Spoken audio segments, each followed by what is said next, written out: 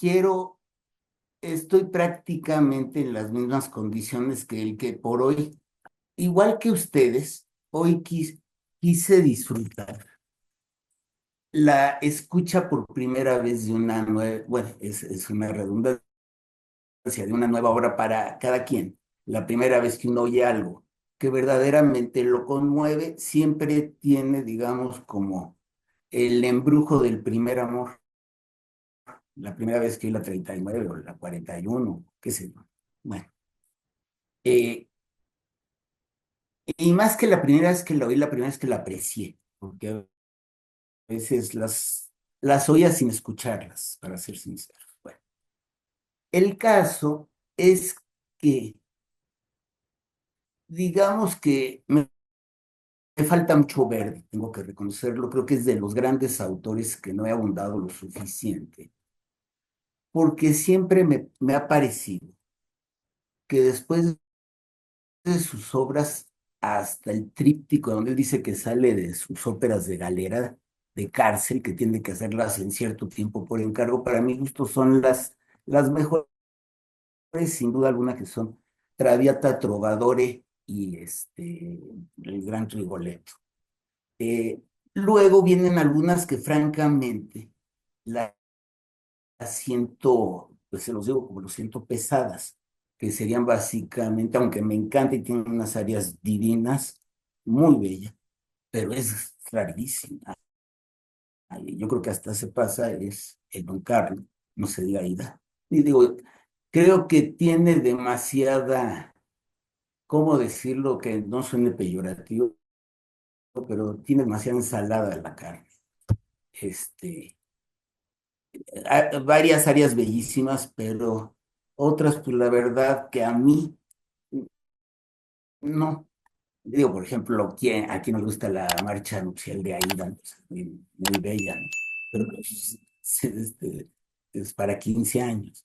Entonces, este, pues, Verdi, después de ese periodo, les digo hasta esta hora, pero hay ciertas obras que están entre estos dos periodos, que es más bien ya parte sería del segundo periodo post, las que lo dejan trabajar libremente por la cuestión económica, que siempre, aunque murió su esposa con sus hijos, tuvo el apoyo y el cariño de su suegro, que era un hombre muy adinerado. Pero, pues obviamente ya era mucho más, era muy, digo, no era bueno ser un mantenido, entonces estaba muy contento. Desde Nabucco se fue para arriba con la espuma. Pero estas tres son verdaderamente, en mi opinión, maravillosas. Pero hay varias pos antes de las grandes, muy largas, que citaría yo cuatro, que sería Macbeth, Otelo, Don Carlo y Aida. Hay varias que conozco poco, que para serles sincero, hoy es la primera que voy a escuchar, que son, por ejemplo, la que hoy vamos a escuchar. Nunca la he oído, más que la obertura. Recuerdo inclusive pues casi sollozos, cuando vino una vez Ricardo Muti con la Filarmónica de Viena, y después de ello, de Ancor empezaron a tocar precisamente la obertura de La Forza del Destino, La Fuerza del Destino. Eh, es una de estas óperas, otra muy importante es El Baile de Máscaras, otra muy importante, Luisa Miller. Tiene varias que no son tan pesadas y creo que vamos a ver qué nos parece esta juntos. No son cortas tampoco. Esta dura más de 3 horas, pero tienen áreas por lo que se oye espectaculares. Les platico esta en específico.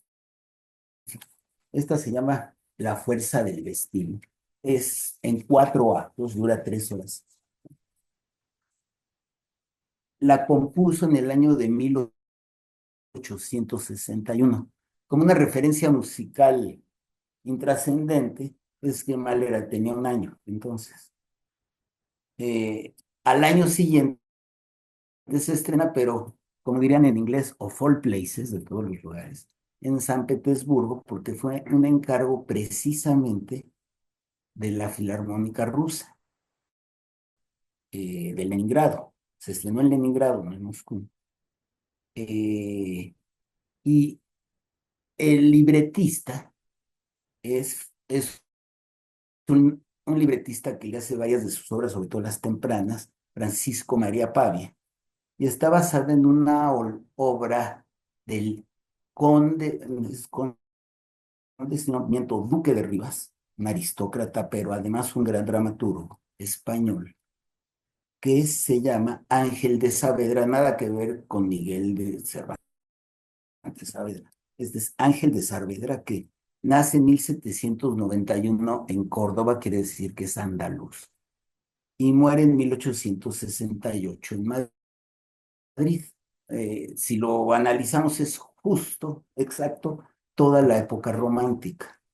Entonces, eso es en música. Vamos a ver qué tal es en literatura. Creo que es muy parecido, porque es un drama. Bueno, eh, ¿quiénes son los personajes de La Fuerza del Destino? El Marqués de Calatrava, que es un bajo, es un aristócrata imponente. Eh, por cierto, hay unos acuerdos de Calatrava, creo que son de 1820. La independencia se consuma en 21, creo que son del 24, en donde ya España pide perdón, nomás como comentario, bueno, porque los dos son Calatrava. Eh, Él es bajo. Luego sigue Leonora, su hija, que es seguramente la estrella de la ópera. Ella es soprano, como siempre sopranos y tenores.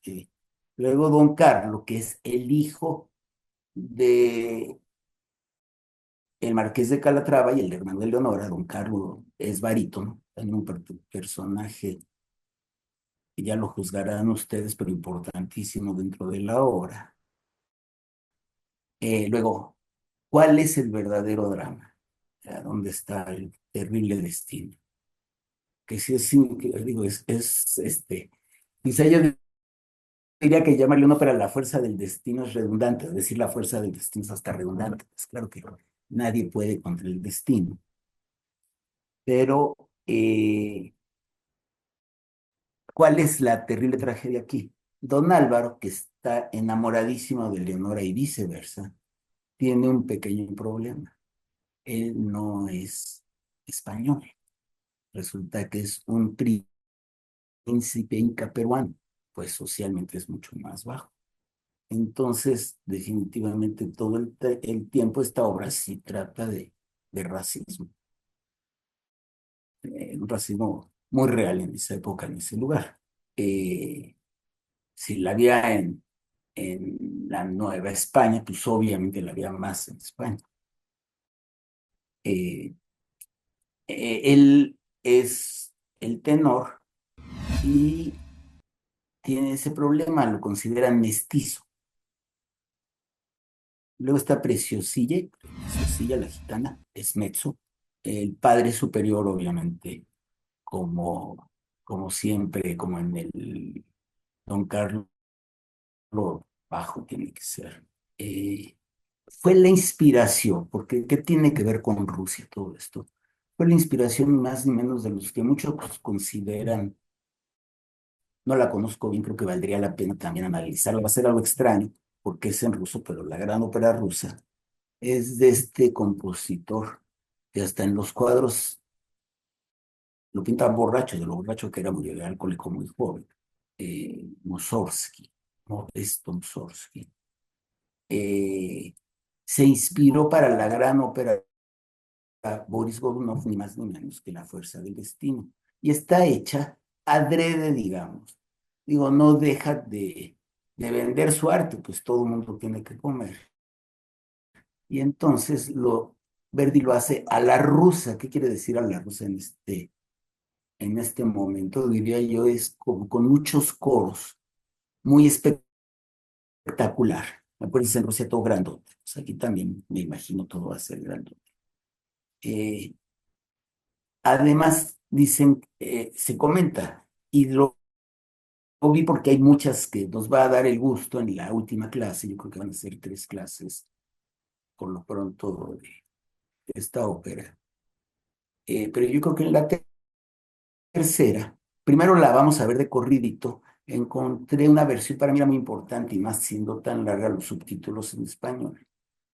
Y les puedo decir que quizá inmediatamente después, obviamente, igualito que en fútbol, diría yo, después de Inglaterra está Francia y obviamente siempre pesan mucho Alemania y Holanda, pero España tiene un nivel musical y un respeto a las artes. Es una de las maravillas de la apertura postfranquista, unos museos. Eh, en Barcelona, en Valencia hicieron un palacio de la música, impresionante, bellísimo. Y las versiones son, ahí por ejemplo, Subin Meta grabó todo el Anillo del Nibelung. Fantástico. Entonces con ellos, no sé si es andaluza la orquesta o ahorita vemos de qué zona de España. El caso es que todo esto pasa en España y eh, hay 2 áreas del arrepentimiento de Leonora, en el acto segundo y un cuarto. En segundo y cuarto hay un dueto, obviamente, de los enamorados, Álvaro y Leonora, que dice que son bellísimos, pues. Sin hablar más, porque no sé más de la ópera, me voy a dar el gusto con ustedes de escuchar en 4 actos La fuerza del destino de...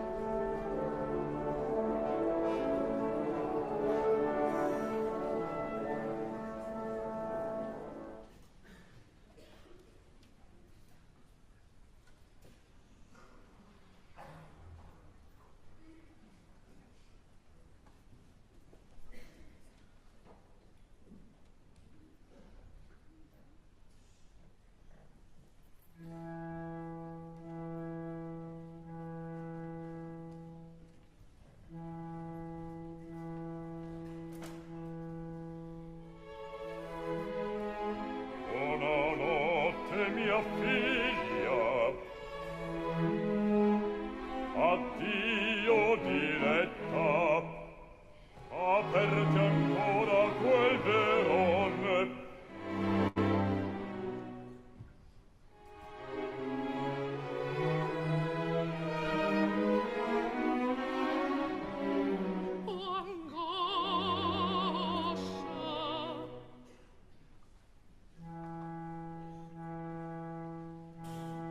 Nulla dice il tuo amore, perché si triste? Padre, signor, La pura ora dei campi bacia il tuo cuore donava. Fuggisti lo straniero di te indegno, a me lascia la cura dell'avvenire, nel padre tuo confida che t'ama tanto. oh padre, Ebbene, che tange, non pianger, rimorso, ti lascio. ah padre mio, Ti benedica il cielo.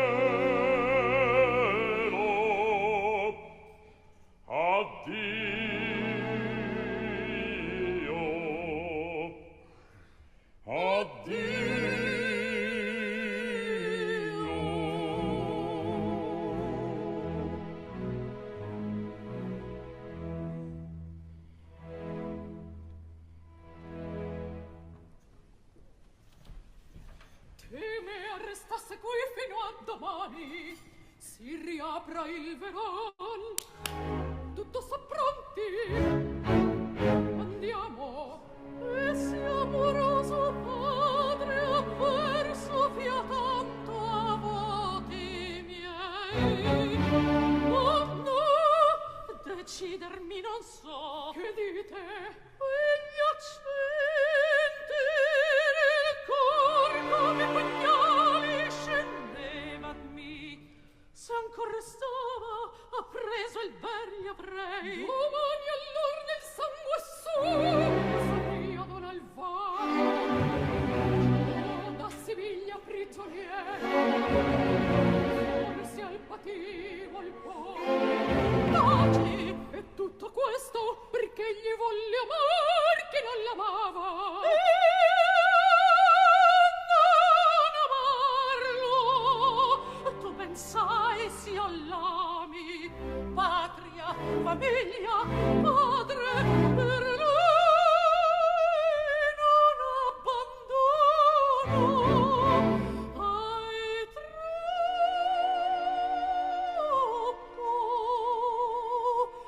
troppo sventurata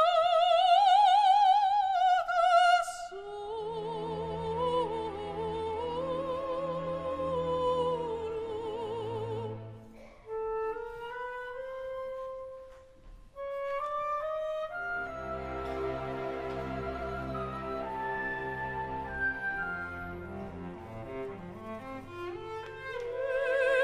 Pellegrino ed orfano, lungi dal patrio nido,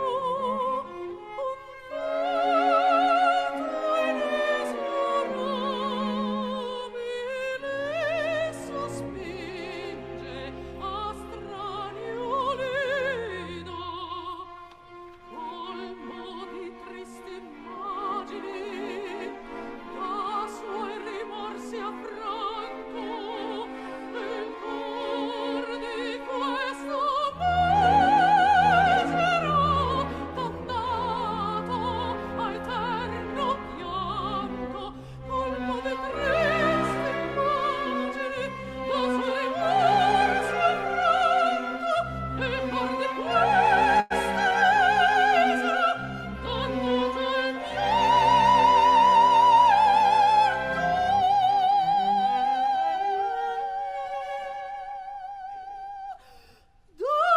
dannato eterno pianto.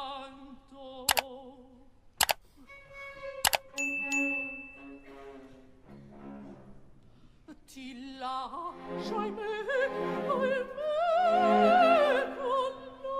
lacrime dolce mia terra, addio. Ahimè, ahimè, non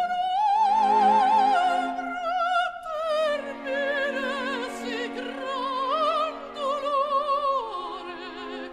Addio.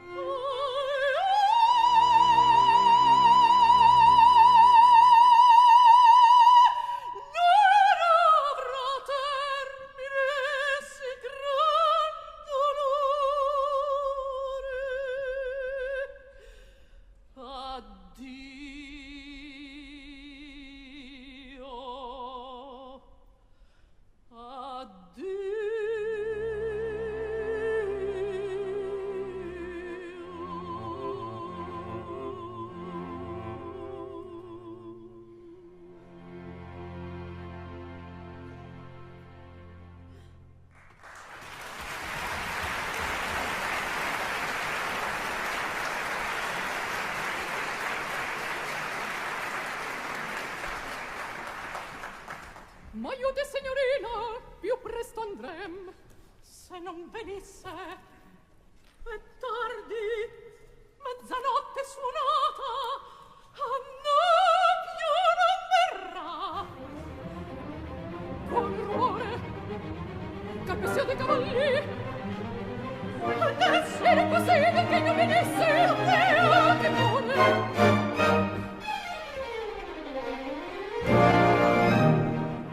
Per sempre mio melancio ne congiunge il cielo adesso universo questo io mi vengo giubilar Al faro c'è la talità presso giorno solora mille inciampi tua dimora man vietato penetrar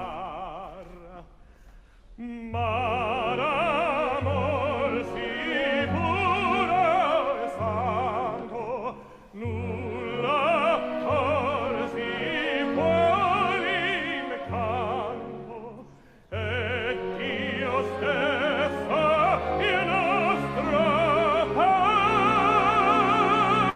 palpito in letizia tramuto e ne vesti dal verone getta arresta no, seguimi, lascia mai la tua piccione c'è il risolvermi non sa seguimi, lascia mai la tua piccione pronti destrieri già ne attendono un sacerdote ne aspetta Lara pieni d'amore in sen ripara che ria dal cielo peregrina e quando il sole numere rigna di mia regale stirpe signore il mondo in ogni è sospendere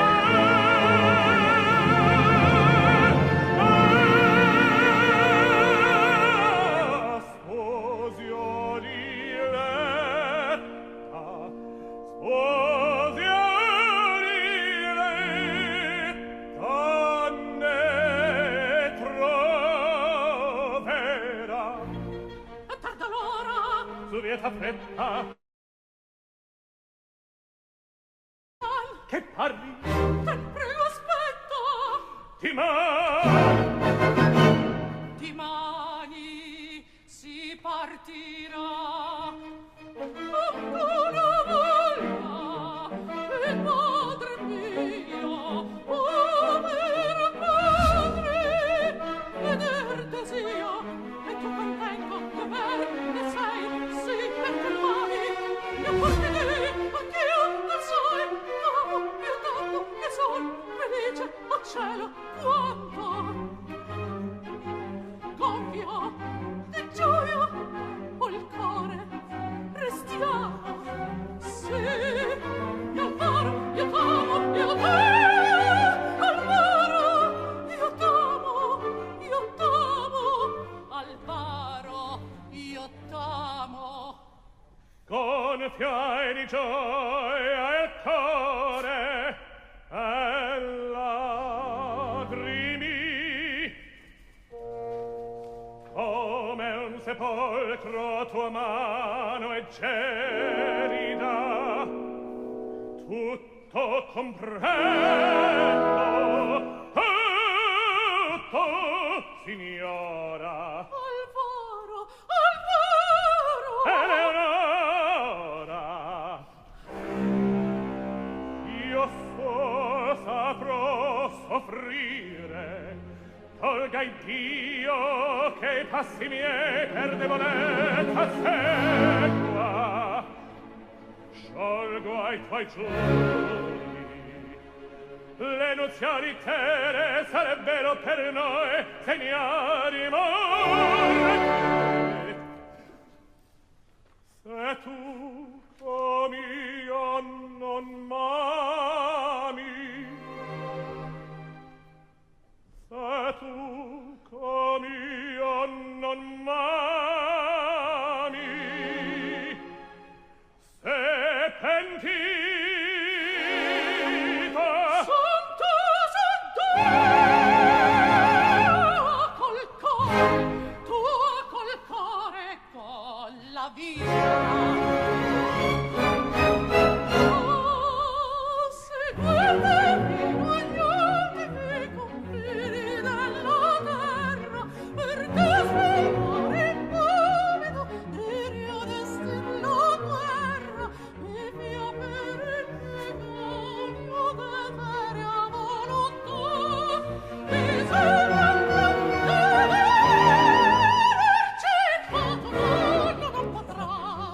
sospiro, c'è l'anima di questo cuore che t'ama, finché mi batta un palpito far pagoni il tuo brama, il suono immutabile desio per me sarà, mi segagniamo di vita circa, non potrà. Ti seguo, Dio, A noi il fato Dio, non Dio, non potrà, non dividerci circa, non potrà, non potrà. mi sega andiamo, Andiamo il fuoco, andiamo, andiamo, non potrà, a non dividere, non dividerci non potrà, non mi potrà. sega andiamo, dividerci, non potrà, no.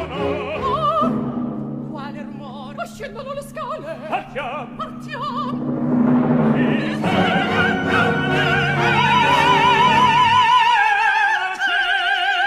il fuoco non potrà. Guardi! Allora dica mai d'uopo. Vergine Santa! Come t'ascondi? No, difenderti da Dio. Ripolve l'arma! Contro il genitore vorresti! No, contro me stesso. Orrore!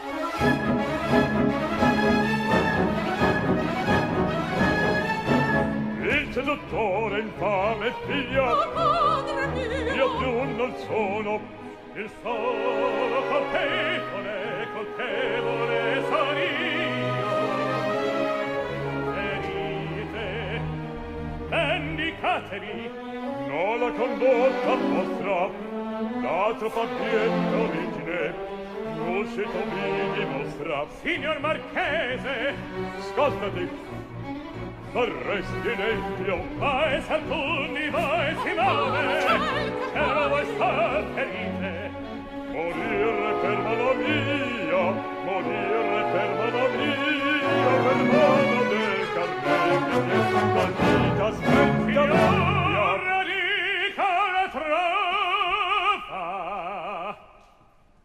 pura siccome gli angeli, e vostra figlia il giuro, rea sane un pena, e deve appena mia fidesca, mi paga con la vita, ecco Minerme, io muoio arma funesta, lungi da me, contaminata vista la mia morte. Padre! Ti vuole dico, Cielo pietà!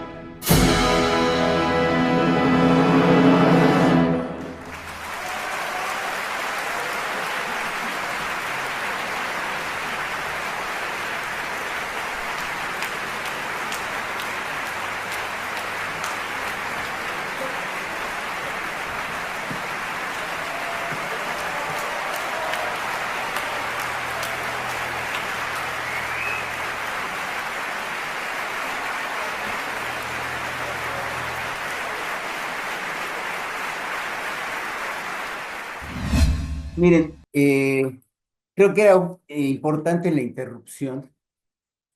No les platiqué nada del argumento, pero es bastante obvio. Si recuerdan, esto tiene un antecedente en Romeo y Julieta de Shakespeare, que es la muerte accidental, que también allí creo que Romeo dice, somos esclavos del destino.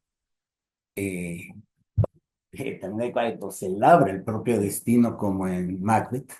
En fin, eh, me acuerdo en sus buenos tiempos, Jesús A. Rodríguez tenía una obra que se llamaba ¿Cómo pasó la noche, Lady Macbeth? Muy simpático. Bueno, el caso es que eh, al principio la sentí larga, tiene muchísimo de lo que en alemán le llaman el Sprach o Sprachspiel, que es hablar y cantar a la vez, diálogos muy, muy largos. Y quizá el que estaba equivocado de cómo se deben de sentir estas óperas de Verdi. Es quizá como las óperas de Wagner en este sentido, que por cierto es un fenómeno muy curioso, que los dos colosos de la ópera, tanto italiana como alemana, nacen justamente el mismo año de 1803, en plena época romántica. Pero curiosamente los dos nacen al mismo tiempo, aunque con vidas bastante diferentes. Pero los dos, cada uno en lo suyo, fantástico. Eh, yo creo que, eh, bueno, los que nos encanta la música post-romántica, yo creo que ya somos un poco, normalmente somos gente obsesiva, pero los que son fanáticos de Wagner, yo creo que ya cruzando otra frontera. ¿Por qué? Porque Eh, me acuerdo cuando en un festival mal era un señor alemán delante de mí, cronometraba la música con una cara de susto que espantaba, como si fuera tan importante. Pero esa morrigidez. Bueno, el caso es que, eh, ¿qué pasa con estas obras? Mira, cambian la historia de la ópera.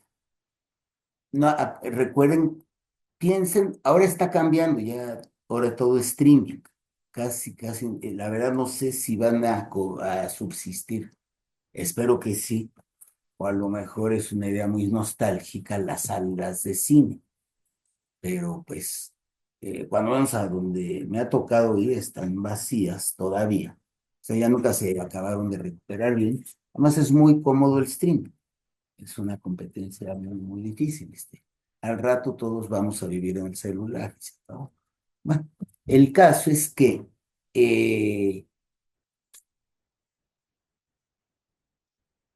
en esa época sobraban, faltaba tiempo. Y entonces, estas obras era como ir al cine largo, al cine de las superproducciones como Los Diez Mandamientos, Ben-Hur, Los Cañones de Navarone, de las que tenían intermedios, se recuerdan, Espartaco, Buenérrima, Stanley Kubrick. Bueno, esas superproducciones de cine equivalen a estas superproducciones de ópera, que por unas áreas muy bellas, como lo dije, creo que no lo dije tan mal, que en el plato fuerte, con lo sustancioso, con la carne, el marisco, la proteína, digamos, hay demasiada ensalada. Y sí, pero no es una ensalada que llene a lo tonto tampoco. Es una ensalada que si le sigue uno el drama, es sumamente interesante. Acuérdense que esto, ante todo, proviene de la literatura española y además está hecho para el gusto ruso. Y creo que es un buen preámbulo antes de que oigamos el Boris Godunov. Eh, pero realmente hay muchas partes de la obra, quizá más de la mitad, son absolutamente sin melodía. Un elemento al que Verdi nos tiene acostumbradísimos es con el elemento que nos acaba, digamos, con la melodía, ¿no? Entonces, es un Verdi un poco extraño, mucho diálogo, mucho diálogo. Pero bueno, eh, en momentos me recordó mucho más al bel canto que al Verdi joven.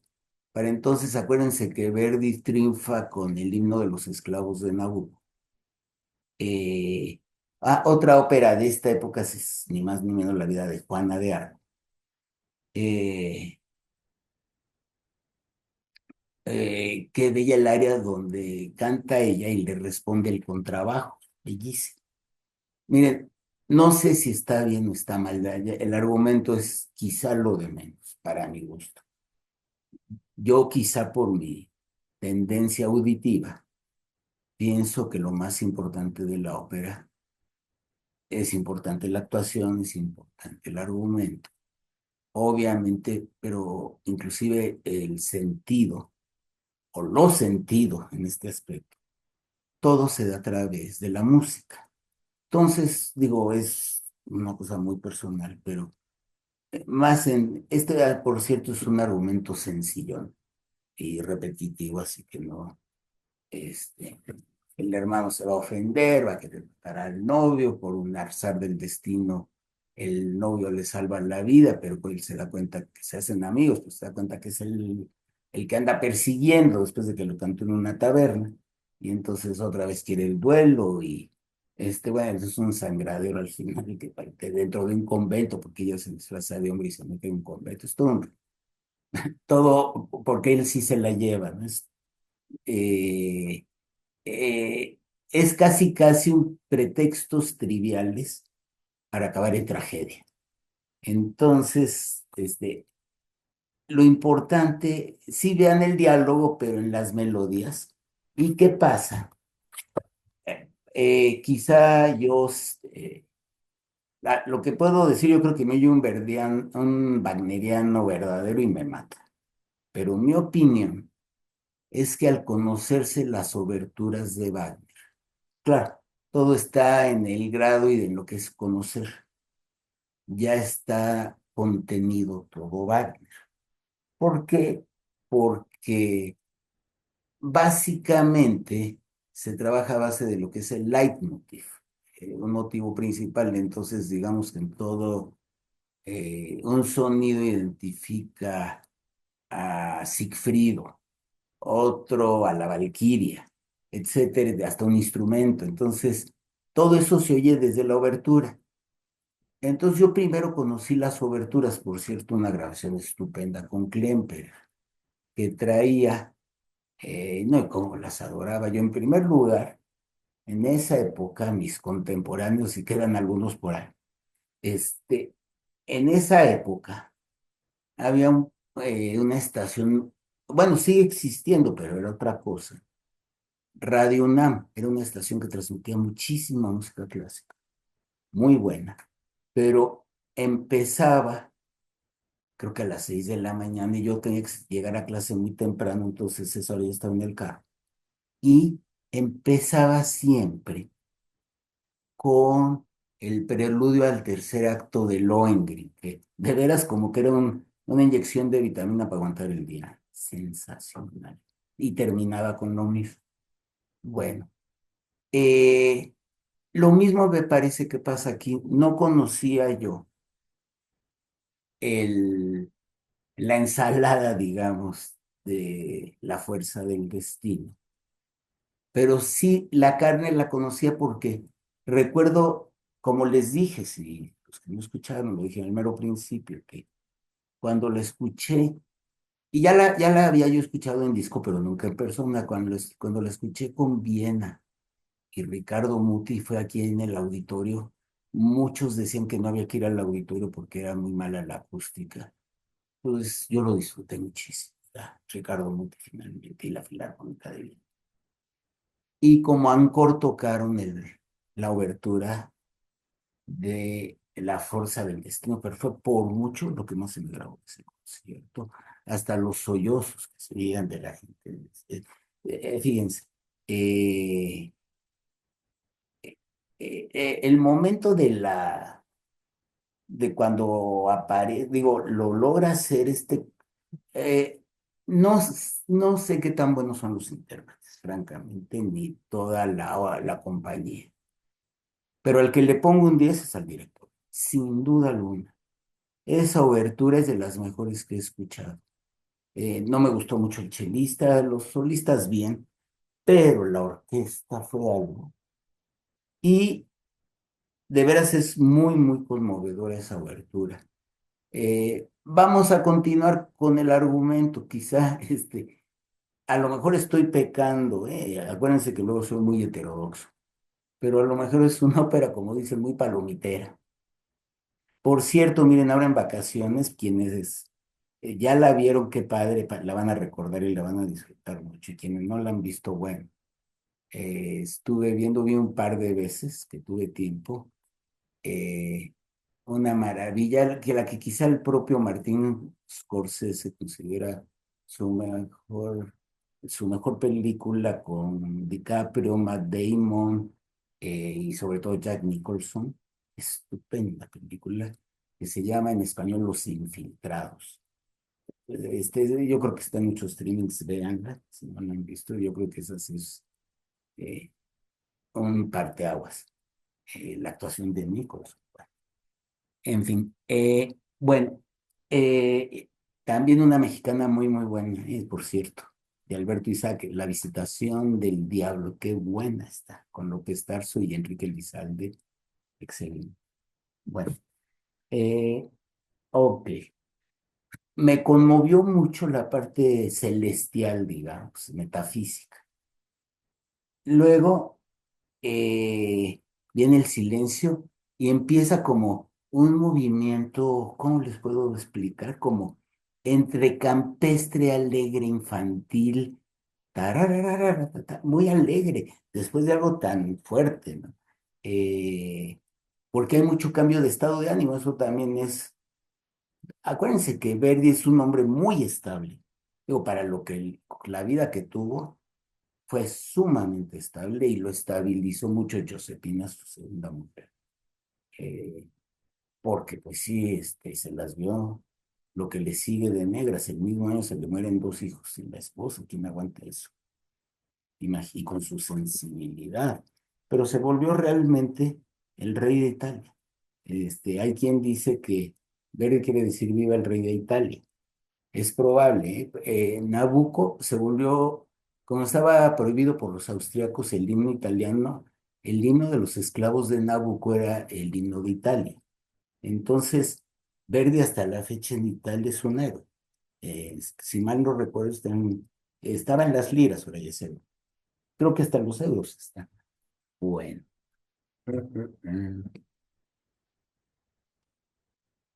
Luego, mm, les digo, miren, cuando ya escuchamos la obertura, eso me pasó con Wagner. Primero conocí las oberturas, les decía con Klemper, que era el holandés errante, Tannhäuser, el principio de los maestros cantores de Nuremberg, que junto con Tristán e Isolda era eh, las dos que compuso entre la tercera y la cuarta del Anillo del Nibelungo, que se tardó muchísimos años. Eh, Cada una como de 4 horas, como les decía yo, y quizá repetitivas, pero hagan de cuenta que es la superproducción de esa época y aguanta. Es más, les platico. eh, Estuve una vez en Londres y en el Covent Garden fuimos a escuchar los maestros cantores de Nuremberg. Este, no les puedo decir las miradas que me echaba mi señora por ahí de la tercera, ahora ya no les digo en la cuarta. El caso es que me dice, ya vamos. Entonces, ¿qué creen si nos fuimos? El caso es que este, lo que nos llamó mucho la atención es que había gente en las escaleras comiendo. O sea, hasta hoy en día en el Covent Garden, que es un mercado, y quizá el más importante de Londres, o sea, tocar o cantar en el Covent Garden es como examen profesional, cuando menos, si no maestría o doctorado. Quizá es lo que sigue de la escala de Milán, así de fácil, a nivel del Metropolitan seguramente. Eh, Muy importante. Entonces, es otra manera. Son obras, bueno, no sé si les he platicado que el teatro de baile está construido de tal manera, lo hizo Wagner, que la gente no se pueda quedar dormida. Además, digo, y suele suceder, luego es un verdadero problema en los conciertos en vivo. Hay muchas razones por las que para que yo vaya a un concierto de tiene que ser algo muy especial. Eh, Porque hoy en día simplemente con unos audífonos y silencio absoluto, pues se puede uno concentrar muy bien. O con esta maravilla del YouTube. Claro que es igual que un partido de fútbol, se puede ver perfectamente bien en la televisión o del deporte que a ustedes les guste, de la actividad que les guste, pero nunca va a ser igual que hacerlo en vivo. Son experiencias distintas, ¿no? Si se fijan, ya es como la mitad entre la inteligencia artificial y la no, y la vida real, digamos, la vida real, no virtual. Bueno, vamos a hacer un intermedio y vamos a continuar con esta ópera y disfrutemos lo sabrosón, digamos, del diálogo y la enorme belleza de las melodías.